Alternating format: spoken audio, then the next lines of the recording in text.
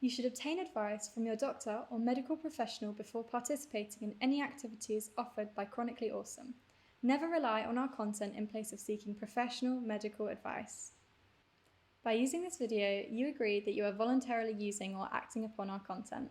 You also agree that, save where Chronically Awesome is at fault, your use of or acting upon the content is at your own risk, including, but not limited to, all risk to yourself of harm, injury or illness, and in particular any harm, injury or illness resulting from overexertion or exacerbation of any medical conditions caused by the use of the content.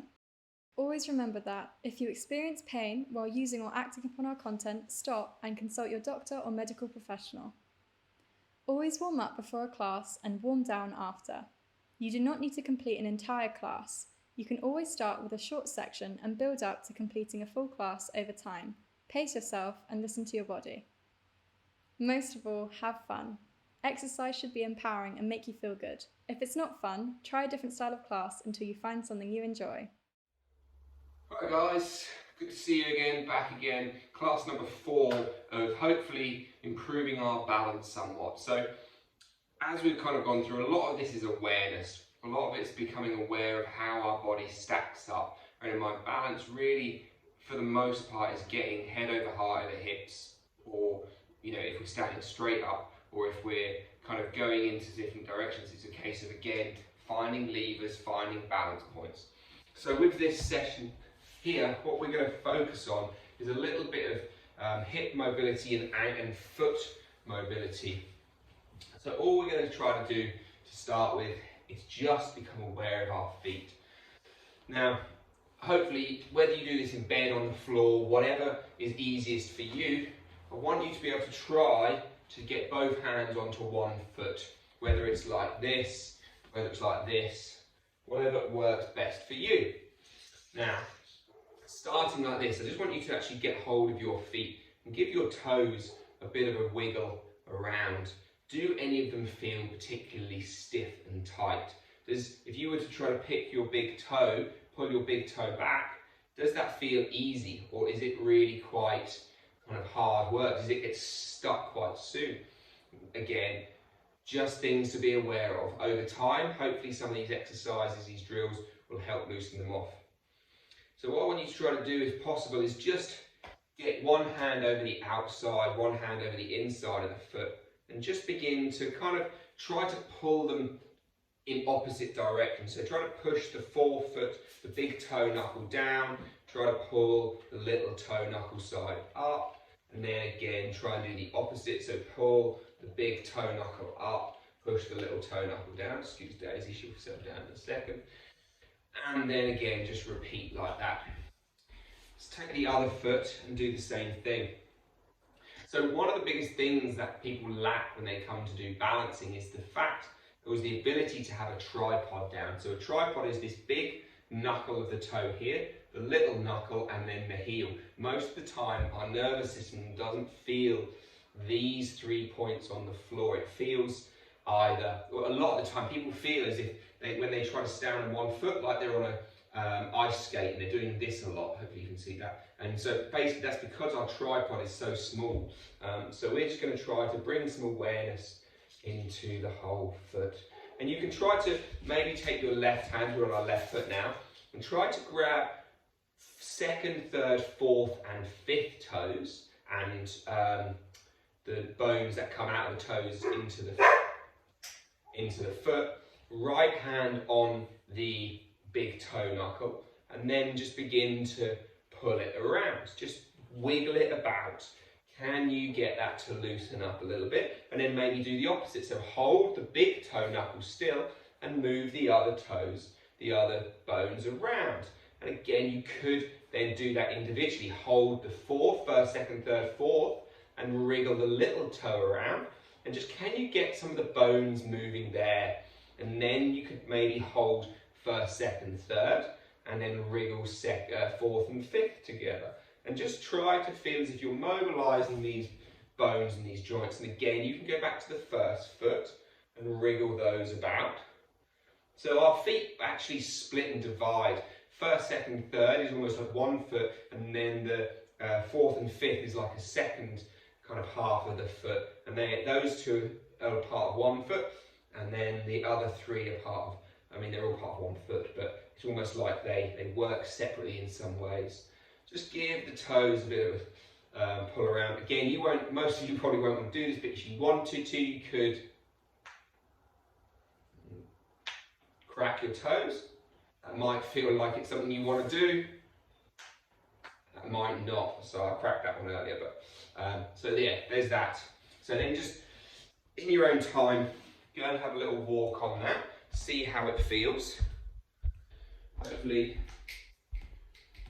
that feels okay. Hopefully it might feel a bit different. Take a moment just to stand on your feet.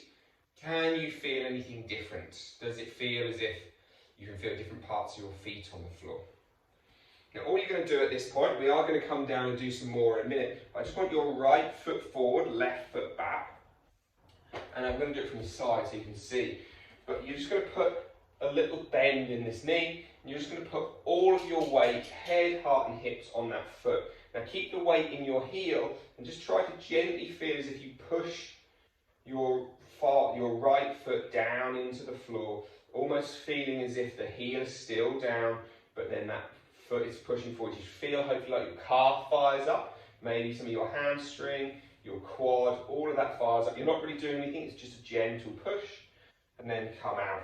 Ideally, you want to build that up to try to do it for 20 or 30 seconds. Push down into your left heel, get your hips forward, so you can see hips are over knee, over the heel. Push that forefoot down. Can you relax your ribs like we've been doing in the earlier videos? Everything's stacked, push, push, push through that. And hopefully you'll begin to feel like the arch is softening down. The big toe knuckles on the floor, the little toe knuckles on the floor, the heels on the floor. And then again, 20, 30 seconds, go for another little walk. Give those legs a little shake out. Awesome, right. So that's just kind of a bit of simple foot warm-ups. One other thing you can do, people get a bit weirded out by these bits, so it's an optional extra. You can try to take your right fingers, and you can try to slide them between your toes. Again, this doesn't necessarily, isn't going to be hugely beneficial as far as our walking balance and stuff, but most people's feet do tend to be a bit bunched up, and it can just be a bit of an odd sensation, but a nice bit of a stretch between those toes. So you can do that on that foot, and then you can do the same on the other foot. So again, you slide those fingers through. Daisy, that one, Daisy. You can slide those fingers through, and you can just try to gently encourage those toes to be a little bit wider apart. Now, third and final one, again, this is totally optional and probably will be a real struggle. If you're able to sit in this kind of Baddha Konasana type position, this legs in this triangle, this diamond, you're going to try to zipper your toes together. So you're going to try and essentially doing this with your hands, but with your toes. Again, weirds a lot of people out, but it's just, again, a little silly thing to try to do to just bring some space between some joints that maybe aren't used to it. And again, there you go, zippered together, and then they can come apart. Awesome. So that's the feet. Just a little bit of movement, a little bit of maybe stretching through some of that foot. So now, if we just get into our hips a little bit, just going to play with some simple 90-90 leg shapes. So when it comes to balancing, the feet and the knees and the hips are very much tied in together. If we have really tight, I don't like that word, but if we have hips that maybe aren't able to move left or right or forward or back, then perhaps that's going to be affecting how much our foot can be on the ground, therefore affecting how easy it is to balance.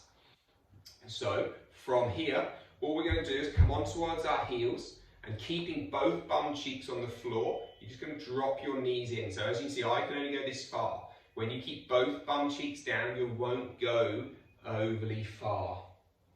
Just going to go backwards and forwards 2 or 3 times, slowly, slowly, slowly. Try not to let those bum cheeks lift. And now we will. So now as we come back up through center, what we're going to try to do is let this right bum cheek lift. drop that right hip to the floor. So as we do this, think about taking your right knee diagonally away from you. That should allow this hip to gently rotate.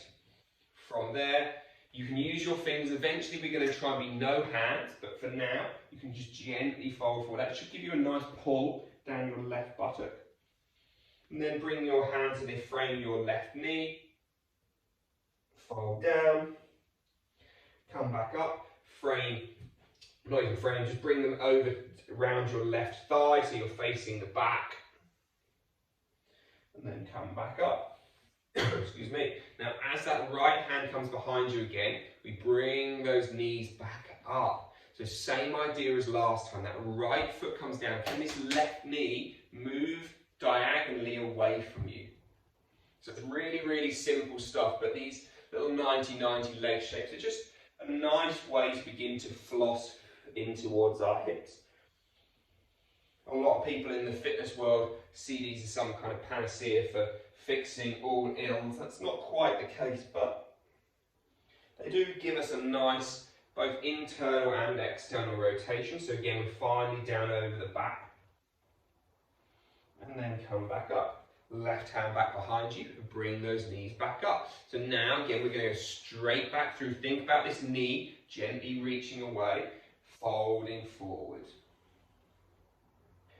Coming up. Now this is the real tricky bit. You might need to lean left to do it. You're going to try to pick your right heel, right ankle up off the floor, and then come back down. And you're going to do that 5 times. It's 2, 3, 4, 5.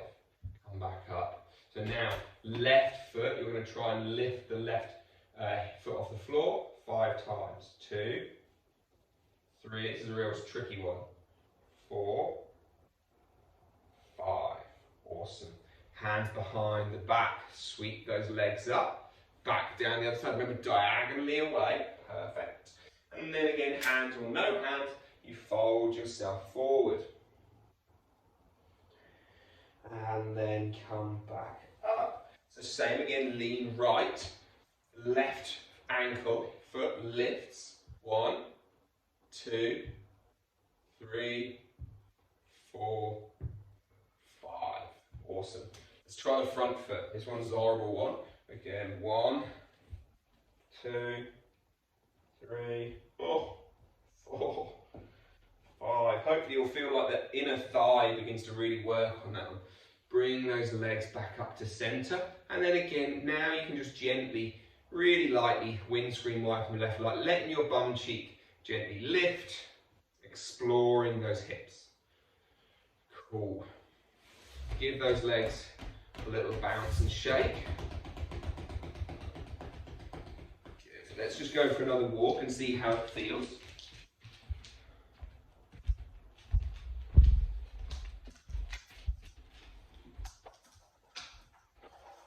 So, with that, concludes video number 4. So that's the idea, is just to try to get into those the feet and the hips a bit, and hopefully as these free up, this is like some really, really simple drills that you can just go over and over again. You could loosen the feet up when you first get up. The standing, kind of pushing down into the foot, it's a really nice way to activate all the muscles in the leg to hopefully support around the knee and the hip.